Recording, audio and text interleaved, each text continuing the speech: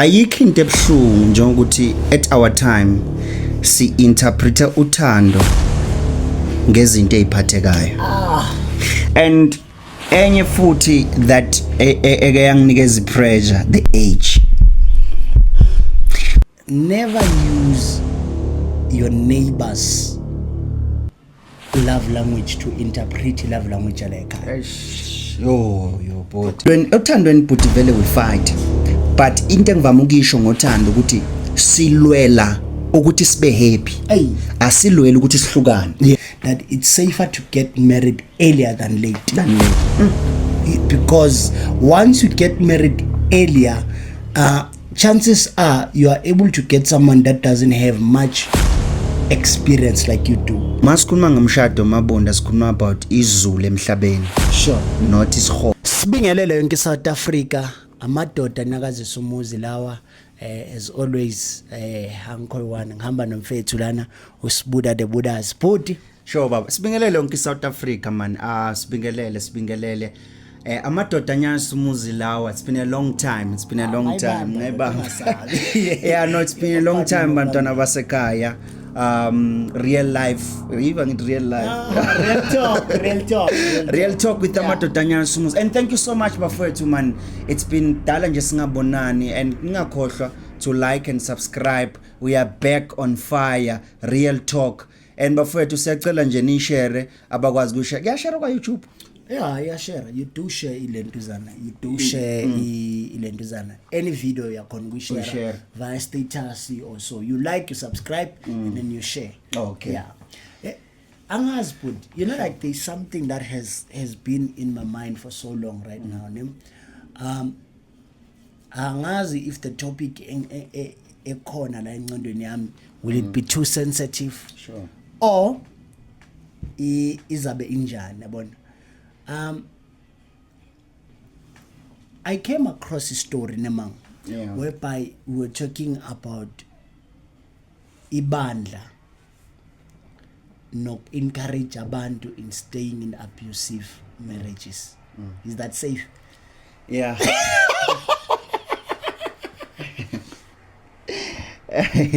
Yeah, no, it's safe.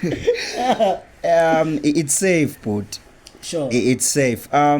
Mount it's safe. What do you mean? I mean, like, are you comfortable with us going through that kind of a topic, ne? Because I've noticed something that the church does actually. Not everyone. I should not generalize that thing. Sure. But it's not easy to encourage umuntu to leave umshado, more especially abusive.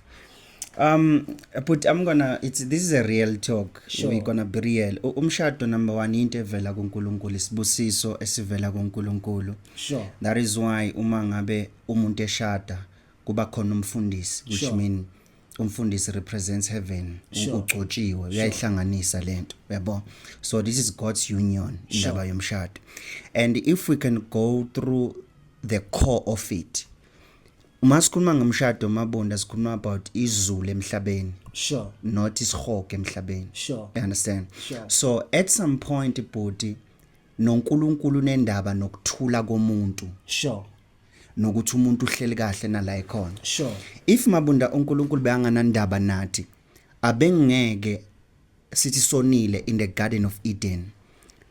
Alethu Jesu emhlabeni azosifela. Sure. Oshti ubone ukuthi asikho right la sikhona. Sure. But he had ukuthi enze a reunion nomuntu. Sure. Ukuze thina sikwazi ukuba at peace. Sure. So leyo kuhlukumezeka mina but angiphasisi. Sure. Because angeke uthi cajabulela umntanakhe ahlukumezeke afe entweni that's supposed to be a blessing. I don't know if that makes sense. No, it makes sense, but because of we're living in a generation whereby kunabantu abashadile kumanje ne, but the very first few years umshado it was nice, yabona, but as time goes on umjida aphenduka abe yinto le bekangayiyo the time baqala ukuthandana, and only to find out manje there are kids involved. Angazi if it makes sense. So it raises questions more especially around the fact ukuthi lithi Bible God does not encourage and he hates divorce. Yeah. So into that I've been in my mind, it's not gonna be the main topic of the but day. we're gonna maneuver because of kwenzeka futhi uthola ukuthi umuntu usahleli but akunakujabula akunakuthula but on top of that ungumzalwane. And but let's just dive deep into this thing. Sure. Let's dive deep. Mina I believe ukuthi abafowethu abaningi noma odadewethu abaningi bangene emishadweni ngendaba ye pressure. Ayi body. Umuntu ngoba kuyashadwa athi no nami ngizoshada. Sure. Kanti ekwenzeni leyo nto usuzibophezela entweni engunaphakade ahlukumezeke kuleyo nto. No, it's not ukuthi yena bekayifuna but because of pressure ukuthi no I have to get married. You understand? So but why I'm diving deep it's there's a question in my mind. Yeah, because but shada lento ngoba ivela ngaphakathi kwena. Sure. Shada yizwa ngithini? Uthe shada lento. Hi. Inkolele viewers at home. Yeah, but shada lo muntu. Okay. Continue. Yeah. Shada umuntu ngoba kuvela kuwena ngaphakathi. Not because of pressure. You understand? So I believe ukuthi mina kunabantu abaningi abangena emshadweni bangena kuma relationship egameni le pressure ukuthi obani bayashada nani age yami ihambile. Are you ready now? Isuka ngaphakathi nalento. That is why bese siba nenkinga ngaphakathi. No, okay, I know ngiyakuzwa but can I ask a question? Sure. Yeah, and now we pendule. No, ngizophendula. Because asibuzana ama question here. Okay, ngiyazi asibuzana ama question. Sure. Ever faced any sort of pressure at some point of time? Not this time. But at some point in time where you felt like, ish. As I there was a time and a point. For example, I'll speak up on myself.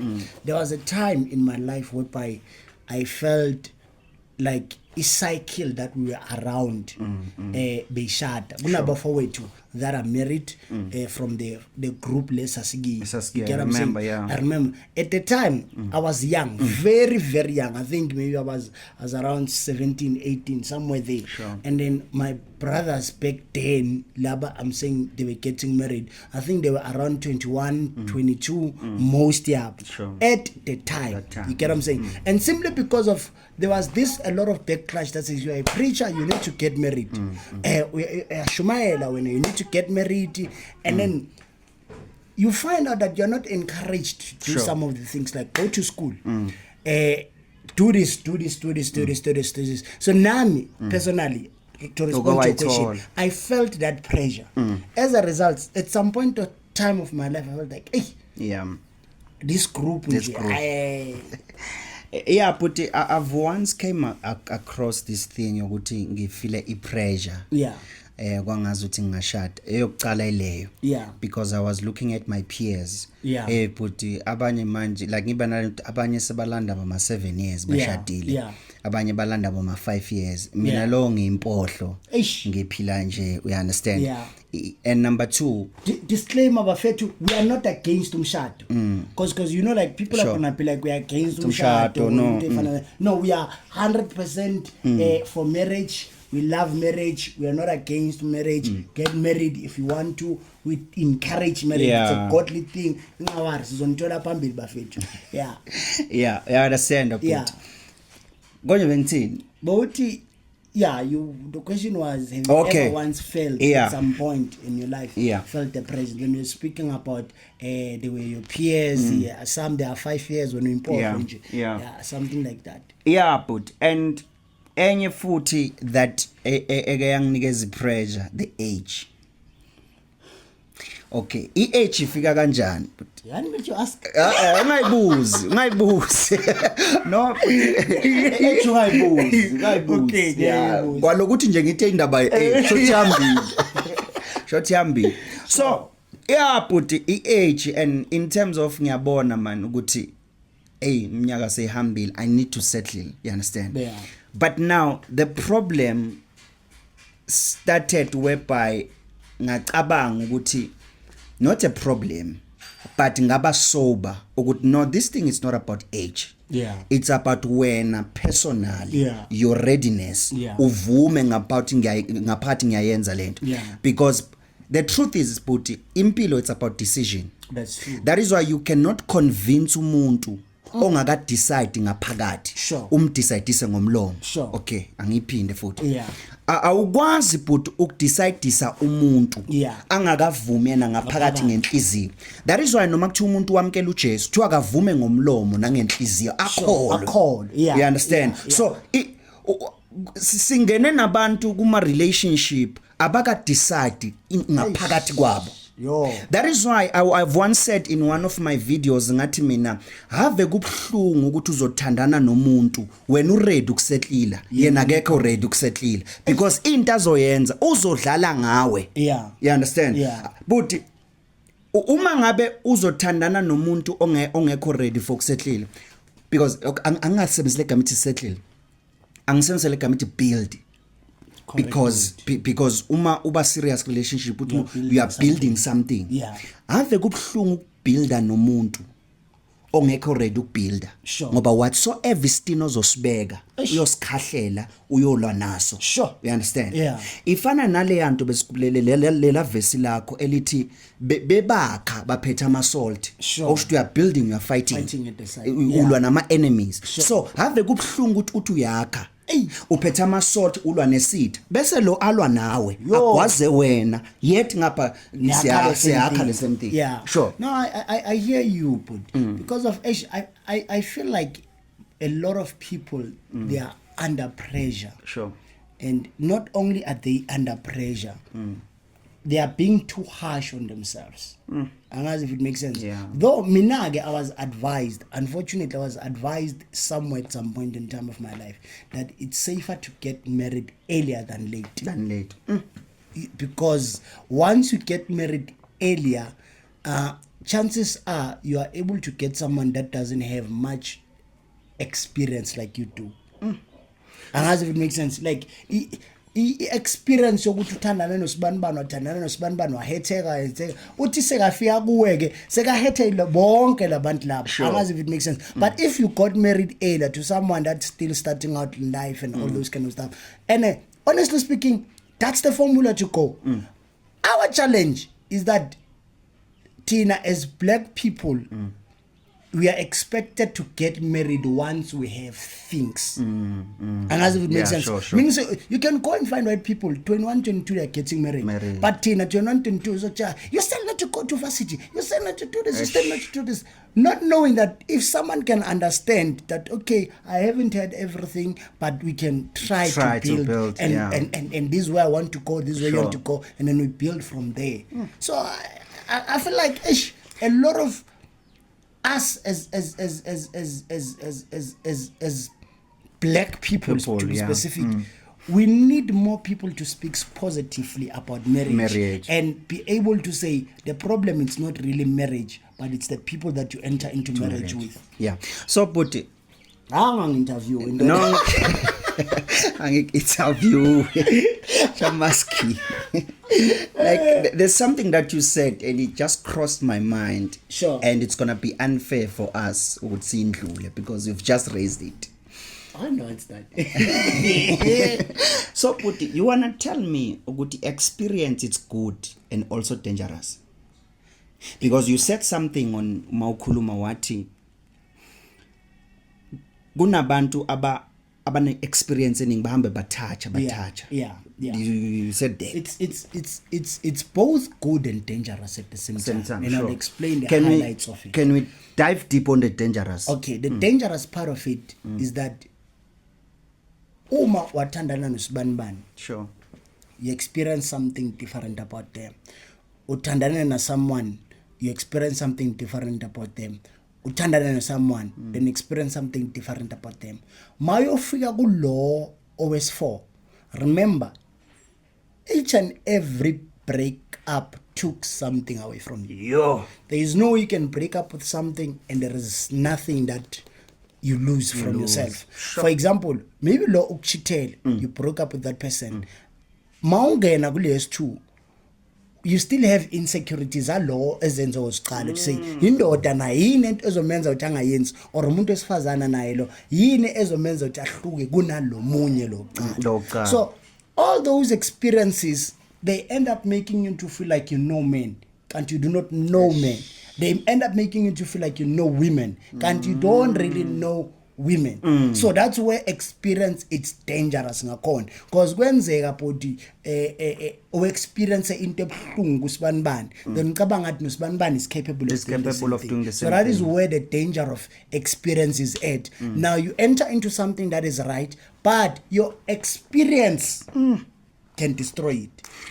So but the other positive side of it is that if udibane nabantu that are not good, once you find a good person, you appreciate. Yeah. Because you know how ukuthi ukuphathwa kabi into enjani. You get what I'm saying? Yeah, asibuzeke wena, what are the dangers of your experience? Ngangenzi kanjalo. Come back to you. Yeah.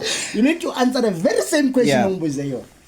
You know, Puti, ama dangers of ukuba ne experience eningi kuma relationships. It's the traumas. Ngifuna ukuhamba kule ama trauma obhekene na owafaceile kulabantu abahlukene bodibana nabo. Yeah. To a point ukuthi a create a mechanism yokulwa la kose kungaliwa khona. Thola ukuthi uNkulunkulu ukubusisa ngomuntu right manje. Angisho ujump amatshe awu5 lo we6. Now bezilwa nawe lezi ezu5 and to a point ukuthi lona osokhona manje akalwi, but because of la macho wecile usufuna ukuyilwisa. Yeah, you understand? Ethandweni but vele we fight, but into engivama ukisho ngothando ukuthi silwela ukuthi sibe happy, asilwela ukuthi sihlukane. Uthando lo. You understand? Angifuni le ukuthi silwele ukuhlukana, but ngifuna silwele ukuthi to keep each other. You understand? So ama dangers ilawo but ukuthi ugcine so destroy into right egameni lokuthi uyaziprotecta because kunezinto odibane nazo. And nokunye but I'll be unfair if I don't mention this. There are women, there are men abadibane namachita nabantu aba right. But ithola ukuthi bhuti manje the sex experience ulale nabantu abahlukene balala nawe software semoshekile, is a software and manje unalento, understand, sex into nje. Yet lo mchita is a loving guy, or that girl is a loving, caring person, respectful person, taking care of you. But masani empetheni uthot manje wena unama software kaSizwe, unama software kaSiphamandla, unama software kabanibani, and that thing putting yakhuluma. Yeah. So thot lama software lawo akwenze manje usumoshakelwa into. There's something put that I've learned. I've learned ukuthi umuntu uyamjwayela ocansini. Lenti uncomfortable engikhuluma ngiyakubona asindlule futhi asindlule. Okay, let's go. Siyabuya la. Hey, I heard this from somewhere. Siyabuya. Imoto ihamba uyijwayele. Ukuthi no u4 la, u5 la. I will come back. So but no, sifike kanjani? No, angazi namfike kanjani lapho. But this is a real talk. It is. But then at the end of the day, Bafethu, you will can I say something again? Yes, sir. I wanted to say something. I wanted to post a video. Specifically, it was about parents. Then I realized that this particular message can also reach to couples also. Sure. To say, never use your neighbor's love language to interpret love language like your boy. Did I make it? Ibeke kahle. More like it's a copycat. Yeah, for example, ukulomshado or ukule relationship, kodwa i-relationship yala inento zakhona kodwa wena ufuna ukusebenzisa into kamakhelwane ku-interpreta uthando lolo ekhaya. For example la ekhaya mfethu angispani umakhelwane yaspani i-love language just yangada next door ukuthenga amaflower because they can afford that. Now la ekhaya angeke ngithi simply because mina ngithengeli amaflower kusho ukuthi angithandi. What if kunabantu abadayiselana imbali not out of love but out of a position ukuthi ba guilty ene bayaxolisa uthola ukuthi yaphuthi uthola ukuthi umuntu umshayilo umshaya wathi ngicolisa kanjani wayemthengela imoto thina outside sibona ngazuthi it's a love language umthengele imoto it's out of love kanti umjita kunento wrong lebekayenza to apologize why uthenga imoto because they can afford like ekhaya angispani but you want me to do something akamakolwane singazi nokuthi qalephi. You know Buti. Yes sir. Ayikho into ebhlungu njengokuthi at our time si interpreta uthando ngezinto eziphathekayo. Kanti Buti ngakuthengela ama flower noma ungamthengela ama flower usisothize. Sure. Kanti awucheat. Yey. Ungamthengela umuntu imoto egameni lokuthi ufuna umkhombe yamthanda. Yeah. Kanti kunamanyalo wenzayo emva kwakhe. Sure. Kungcono Buti akube ibonus. Kungcono umuntu angakuthengeli lutho but enhlizweni nasemoyeni ufaithful to you. I hear you. So in our time I think we've misinterpreted lento. Okay. Angi discourage Buti into okuthenga ama flower. Alube ngaphakathi uthando. Lithele ngaphandle ama flowers wangeza nani. But I just feel ukuthi in our generation uthando sesil prioritize ukuthi manje into eziphathekayo nani. You understand? So nale love language le oyisho. Yeah. I wrong but ukuthi sizokhopha ukuthi scope uthando ukuthi babantu benza ini nani. Yeah. I believe but ukuthi into mawuyenza genuine ngeke ukhathale. But why fake? I don't know. A few months down there, do I make sense, God? No, you make sense. You make sense because of I feel like in our generation, Sipila in a generation that tries to justify. Okay, for example, I'll put it in this way. Sure. Gunabantu kumanje nepoti. Guno sisi somewhere. Okuqayo ezene tray which is true ngoba kune camera ene abomabunda nabo sibu badinga content so useva ngetray aguqe atinaku ukudla babazi as soon as icamera ingekho umjita akayithole lento okuguqela kunomuntu kumanje Buti kuvela amakamera ephethe ama flower ewalethe. But as soon as icamera ingekho nama flower lo muntu awatholayo okusho ukuthi ke we into yamanje Buti into ye content creation it's not that true love it's not there but the pressure that people go through in the name of content and then us you know like I pray Buti kwangathi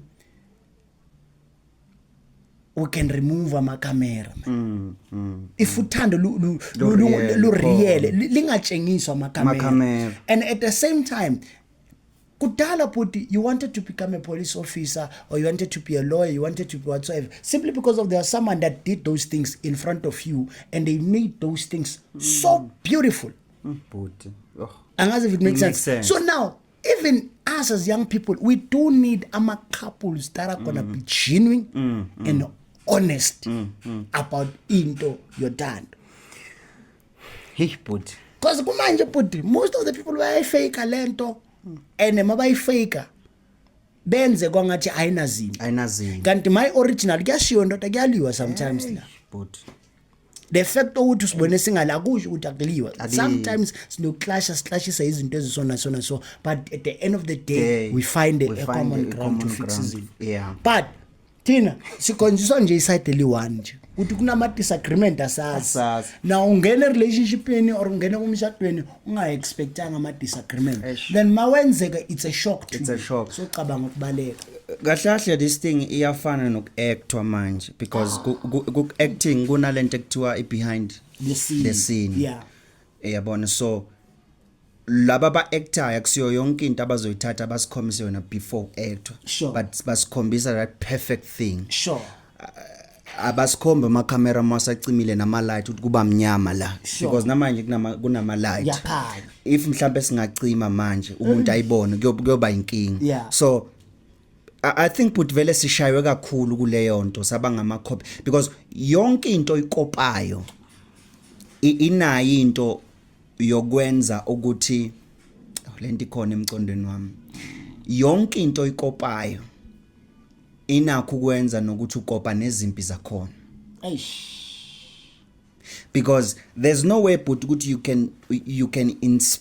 you can be inspired futhi ungaface izimpi zokuba inspired you understand so I believe ukuthi in our time you better be genuine nomuntu osuku uthandana naye nithandane ngokwe love language and understand better nobabili compared to ukuthi senze into ngoba sikopa kwabanye I think into esingayikopa kwabanye but ukuthi how to resolve inkinga you understand into esingayikopa kwabanye into ukuthi silungisa kanjani la simoshe khona nani you understand and by the way I'm sorry I feel like most young people they don't understand the importance and the power of mentorship more especially kubantu that have track record abambe phambili I think inkinga yethu singama young couples so did I say young couples we are prophesying Lord okay ama young couples you are speaking positive ama young couples good ama young couples nebhuti ne uthola ukuthi I'm at this age ngishadile now uceda ukushada I'm still trying to figure out this thing now you're still trying to figure out this thing ngithatha umuntu that is still trying to figure out this thing imenze imento kanti kunezinto yena asazama ukuzenza akekho shot zingasebenza na ufuna ukutshela wena manje ukuthi apply these things angazi if it makes sense sidukisene sonke kanti having a father maybe that is 10 years or 20 years in this thing who has faced all kinds of storms and others who knows what is this institution is all about abe imento yakho or abe imento ye that particular couple ingabonakala ngathi idala but kunezinto abazaziyo ngale institution thina esingazazi then sithathe bona sibenze ukuthi babe ngama-mentor then we are able to walk this journey because of uthola ukuthi ke there is a brother or there is a father somewhere baba kaza shada umshado honestly speaking for example mina I've never experienced marriage until I arrived at church uqala ukuyibona esontweni lento ngokubona utata nomama bethandana ngibona amanye amakhaphuli esontweni come back home into ekuthiwa umshado angiyazi inhlobo nokuthi ama challenges wayo kanjani even worse umama washona ngisasemncane ubaba had to grow up wangathatha umunye umfazi grow up like that so most of us we come to this institution we have never experienced umama evulela isicapha ubaba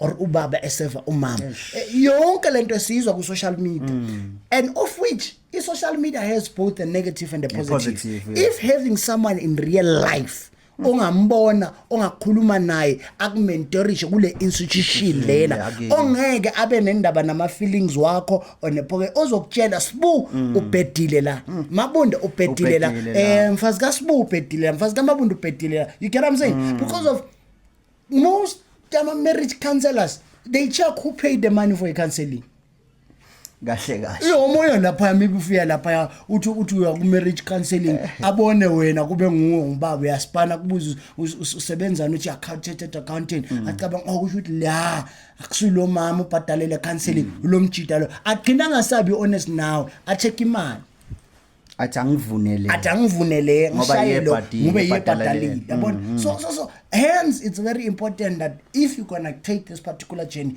have someone in your life Who will mentor who will you. mentor you. Yeah, no, but siyasho nesizulu sithi indlela Ibuzwa kwabanye. ibuzwa kwabaphambili noma kwabadala. Yeah.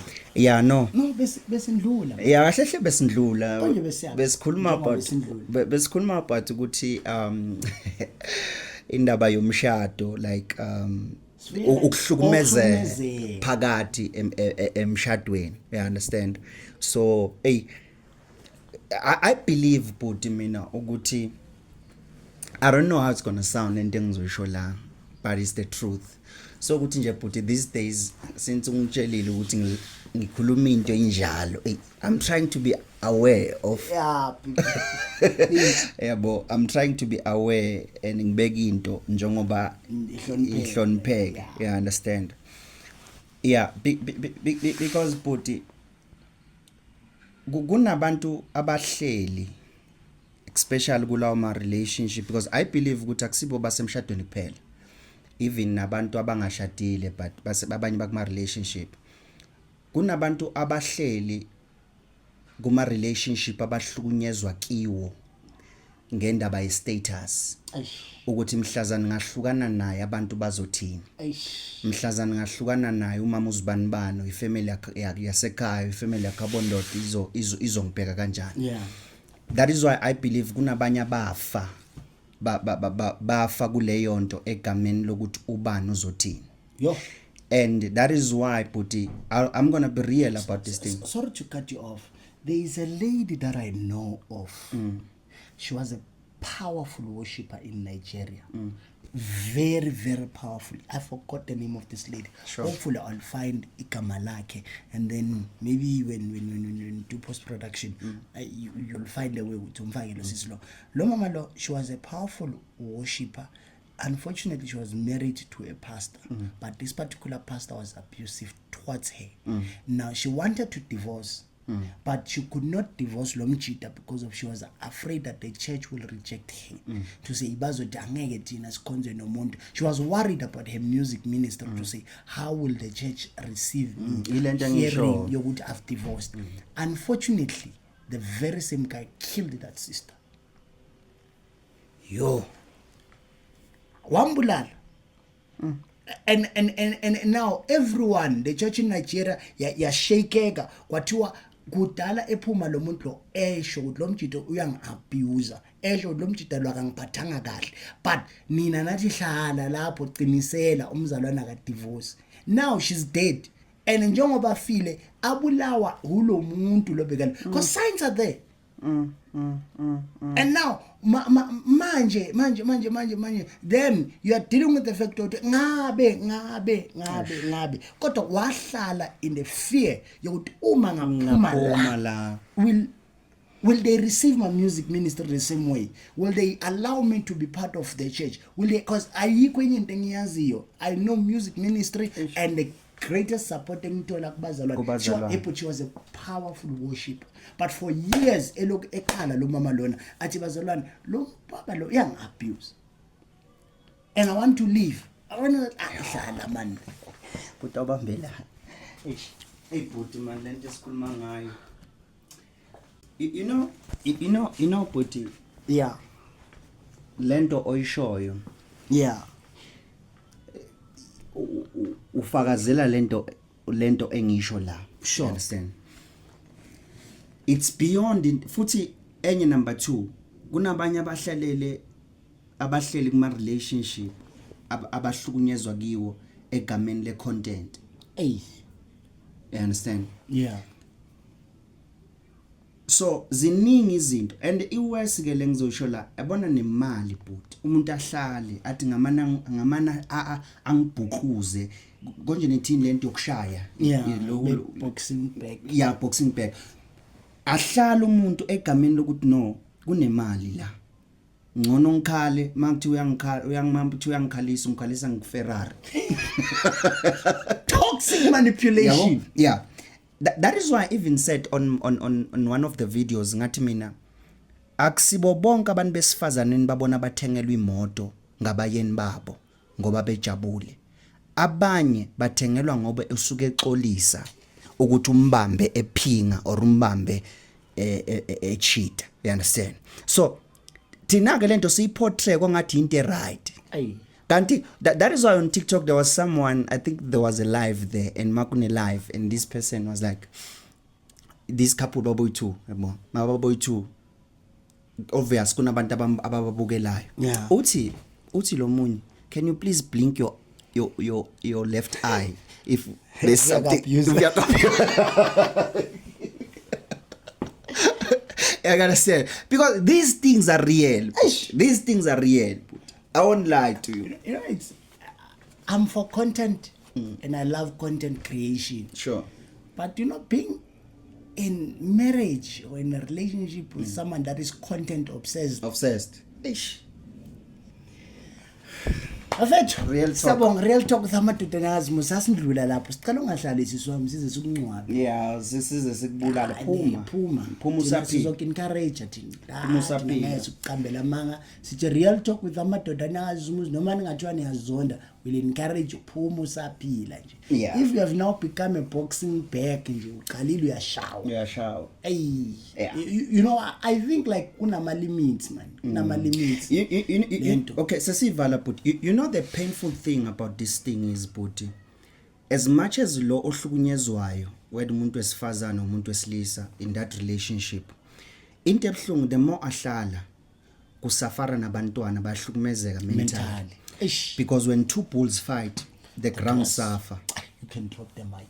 You understand? So as much as wena ungayibona lento ukubekezela ubumbokodo ubudoda, think about the kid, because number one, if abantwana bafunda ngokubona, not to tell them, Yeah. whatsoever that is happening mabunda, Yeah. bona they take it, and guess what, nabo bayokhula bafane nabo. Okusho you are raising someone kusasa oyoba umhlukumezi. Ayi. Sivala. Qedile.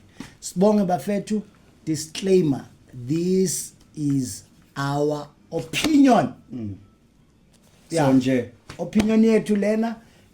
So I think it's very important that we remind that. clear, Otherwise, clarify. thank you so much for joining us. Real Talk with Amadodanyakazi Sumuzi. Look out for more episodes of Real Talk. Hopefully soon, Word of Life will be coming back. Be patient with us. We're still building. Love you. Have a blessed day or have a blessed night from wherever you're watching us from. Amen. Peace. Be still Oh, hallelujah. and know that I'm God. Ah, Jesus.